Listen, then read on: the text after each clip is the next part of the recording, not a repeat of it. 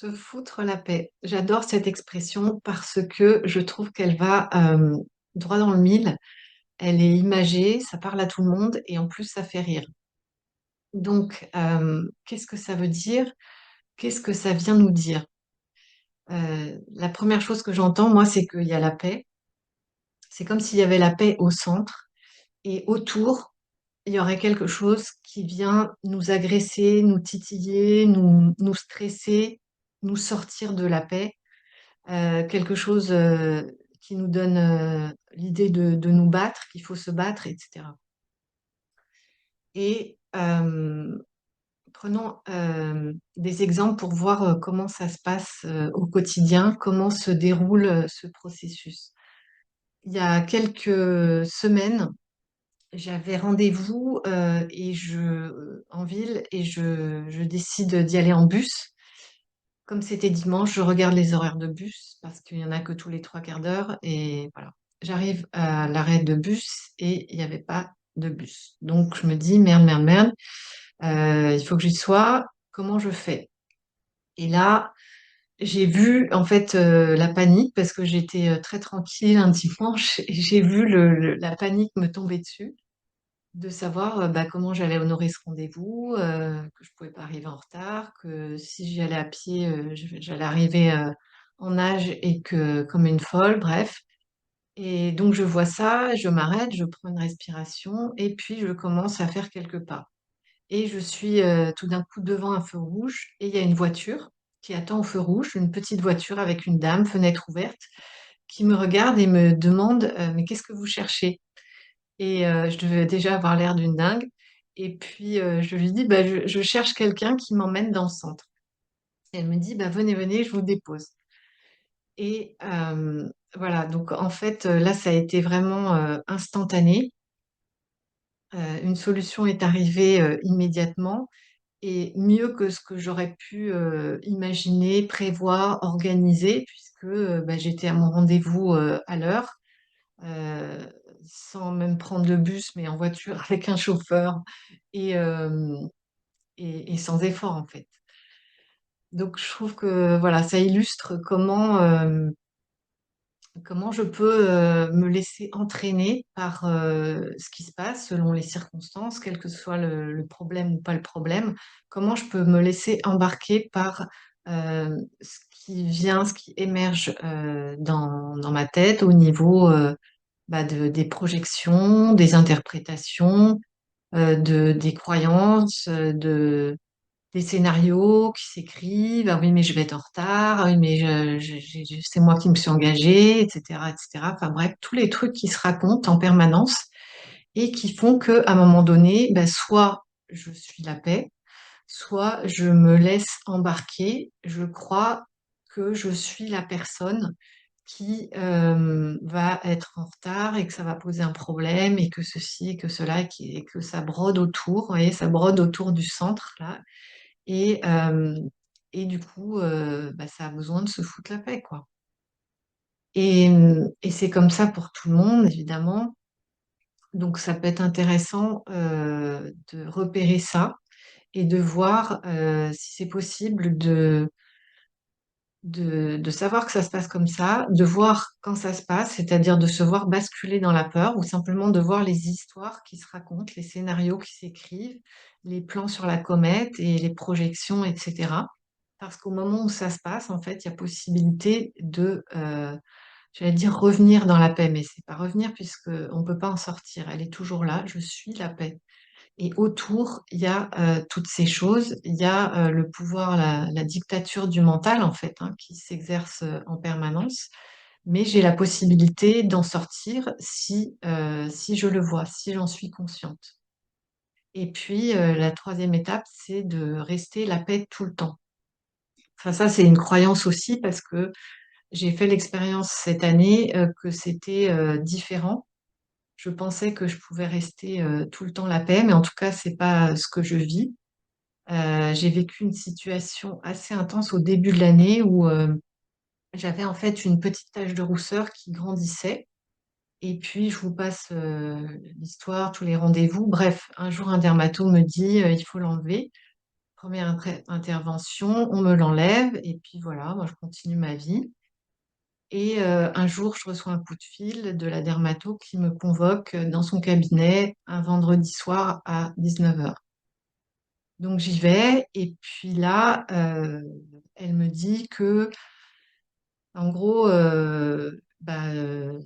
c'est un mélanome et il va falloir refaire une intervention et puis peut-être un traitement etc., etc. Et bon, elle me disait les choses sans être très claire parce que je ne sais pas si elle savait vraiment en fait, mais elle m'a dit que j'allais être prise en charge par un hôpital et je la sentais surtout très embarrassée. Et là, j'ai pu voir en fait, parce que comme j'arrivais de ma journée tranquille et que je suis passée de quelque chose d'assez neutre, d'assez normal, à le ciel qui me tombe sur la tête, j'ai tout de suite vu qu'il y avait un problème. Et c'était pas un déni ou de l'inconscience par rapport à ce qu'elle m'annonçait, c'était simplement que c'était trop énorme pour que je puisse croire à tout ça, sachant que je n'avais aucun symptôme ni rien qui me laissait présager un truc comme ça. Et puis, un jour passe, 2 jours passent, 3 jours passent, pas d'appel de médecin de l'hôpital. Et là, j'ai commencé à avoir des symptômes dans tout le côté droit de mon corps, des symptômes, des fourmis dans le pied, par exemple, comme si le sang ne circulait plus, une douleur dans le mollet, douleur dans le bras, dans la poitrine, des choses assez fulgurantes qui vont, qui viennent, etc., mais qui sont là. Et puis là, je me suis posée, j'ai vu qu'il y avait des peurs, il y avait beaucoup de peurs qui étaient en train de monter, il y avait beaucoup de sensations. Et du coup, je me suis dit, je vais reprendre un support pour être la paix, j'ai ressorti mes bonnes méditations guidées qui me permettent de me détendre totalement physiquement et de rester la paix. Même si dans le reste du temps où je fais pas ça, la peur peut remonter, les douleurs peuvent apparaître, etc. Au moins, ça fait un équilibre de paix et ça me donne beaucoup de recul. Donc, je suis passée de tout va bien à rien ne va plus, ou c'est le début de la fin, je ne savais pas trop. Mais en tout cas, j'ai vu que c'était très difficile de pouvoir me maintenir en tant que paix, en fait. Et puis après, je suis allée au rendez-vous. Bon, je me suis rendu compte que j'avais pas été appelée parce que c'était les vacances scolaires, donc il y avait apparemment personne. Et puis, on m'a expliqué qu'il fallait une seconde intervention, ce que j'ai fait. Et puis après, les résultats étaient positifs. Bref, il n'y a pas eu de traitement ni rien, simple surveillance et vraiment une très bonne prise en charge avec un accompagnement au niveau psychologique qui était parfait. Voilà, mais j'avais jamais vécu quelque chose de si fort, de si intense directement. Je l'ai vécu au travers de proches, mais pas moi directement. Et donc là, ça a été vraiment une expérience intéressante pour me montrer que c'était possible de rester, même si c'était difficile, même si ça me demandait plus de présence, plus de temps calme, plus de méditation pour me détendre. C'est paradoxal, mais c'est comme ça.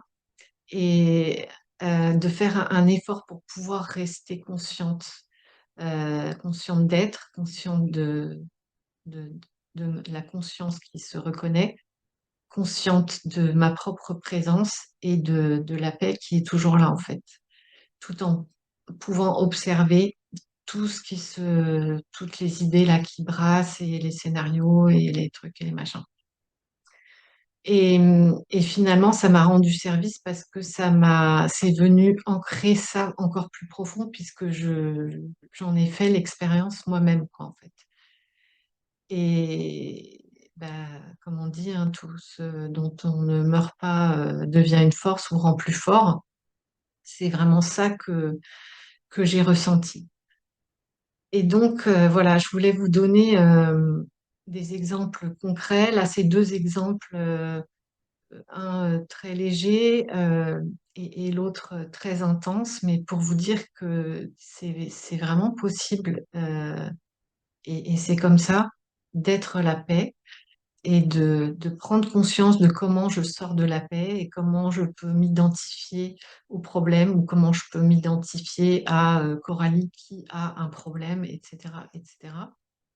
Et, euh, et puis, je peux aussi me poser la question, en fait, qu'est-ce qui est important pour moi? Parce que ça me sert de repère pour garder à l'esprit cette paix. Qu'est-ce qui est important pour moi?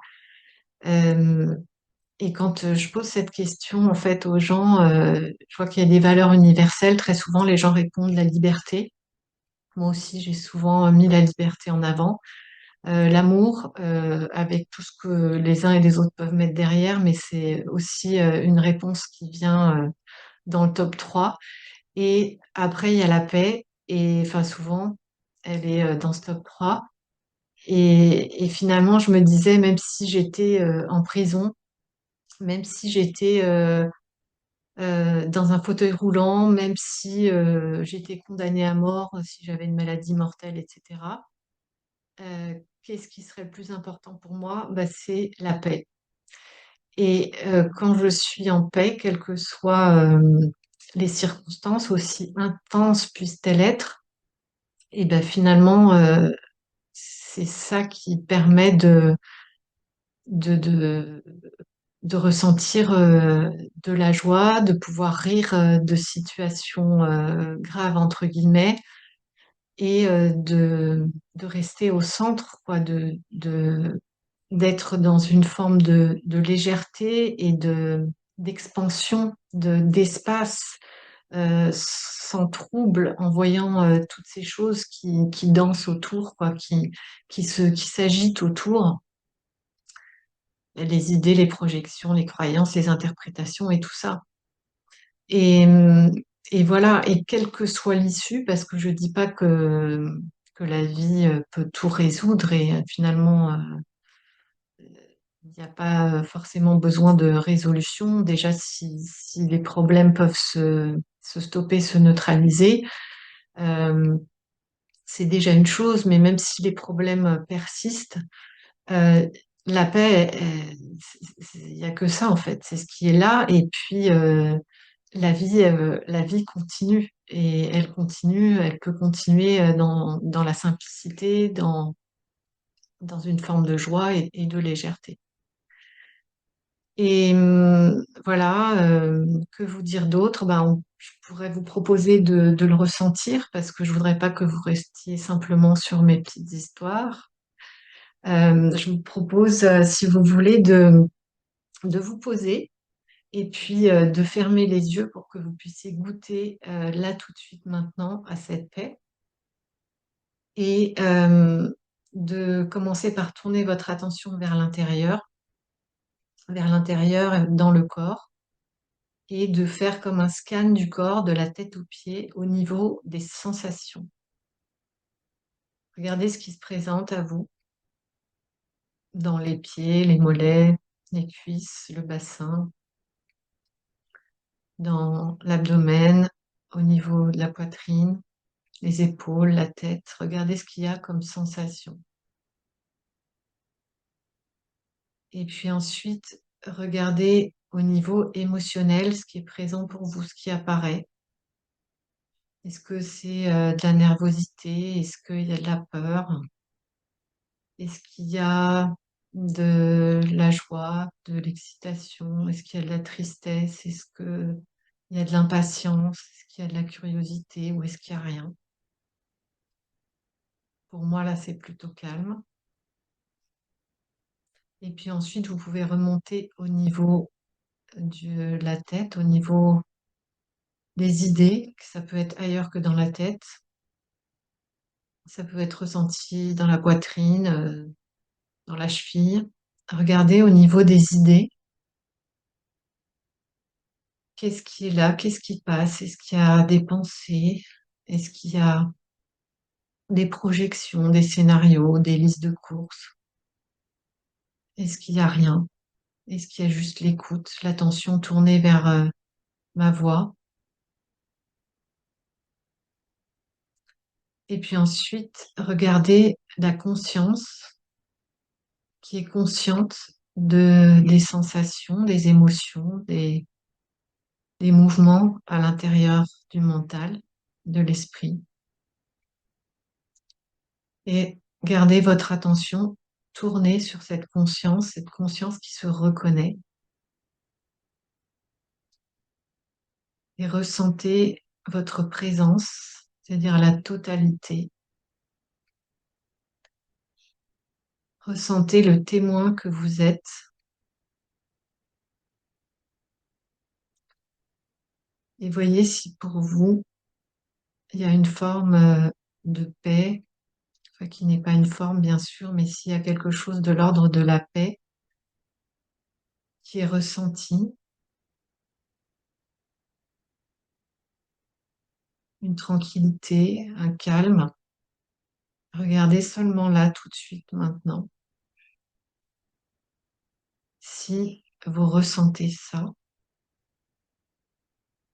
Peut-être qu'il y a des choses qui remontent en même temps, simultanément, mais regardez si la paix est là.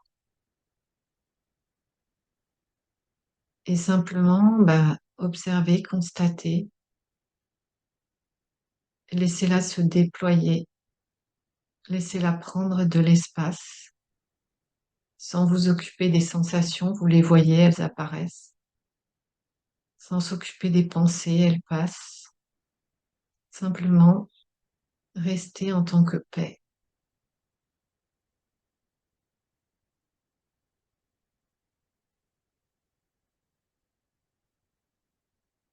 Voilà, c'est aussi simple que ça, j'ai envie de dire, parce que c'est ce qui est, c'est ce qu'il y a, c'est tout ce qu'il y a.